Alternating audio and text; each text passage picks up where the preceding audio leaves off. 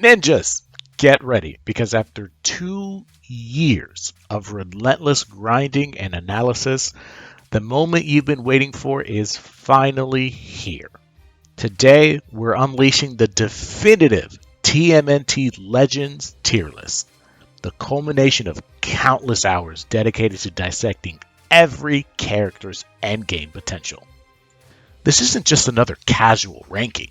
We've gone all in, expanding from a simple 3-tier system to a comprehensive 12-tier breakdown.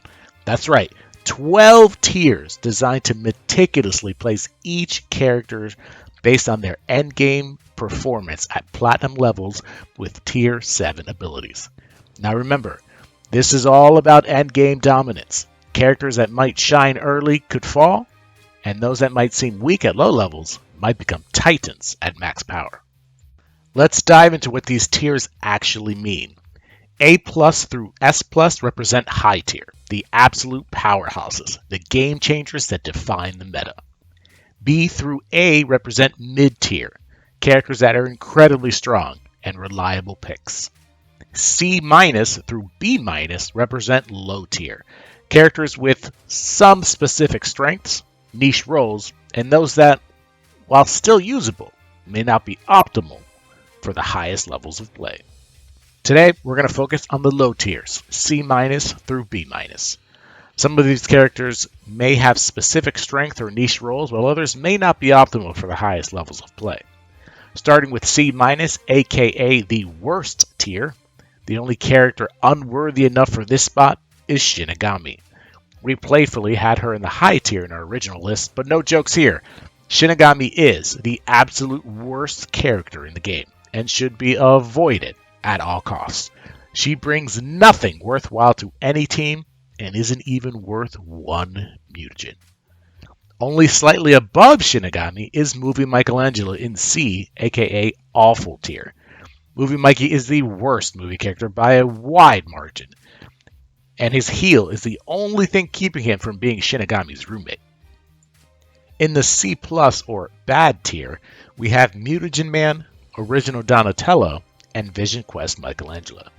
Each of these characters has at least one solid ability, but overall were clearly afterthoughts when being designed by the developers. Each had us wondering why they would create these characters this bad on purpose. Makes no sense. Finally, in the B minus or niche tier, we have Classic Donatello, Karai, Nick Shredder, Pulverizer, and Razar. As the name suggests, each of these characters can be viable if the desperation is high enough. Classic Donnie does have 2 AoEs, as lackluster as they are. Karai's passive is great enough to keep her from the even lower tiers. Nick Shredder at 3 stars is a fantastic character with an AoE and a heal that sadly falls off pretty hard after. Pulverizer, like Karai, is saved by his passive. Unfortunately, he just receives it way too late. Finally, Razar is the fastest 3-star tank in the game, so he can help you keep your teammates alive. Now, I know some of you may have different opinions, and that's fantastic. Tier lists are always a topic of debate, and I'm genuinely excited to hear your thoughts in the comments below. Let me know who you think is ranked too high, too low, and why. We've poured our hearts into this, ninjas, and we want to create a resource that helps you dominate TMNT Legends. So if you found this tier list helpful, hit that like button, subscribe for more in-depth TMNT Legends content, and share this video with your fellow ninjas. Let's get the discussion going in the comments below. Who are your top picks? Who do you think deserves a higher or lower spot? Let's talk TMNT Legends.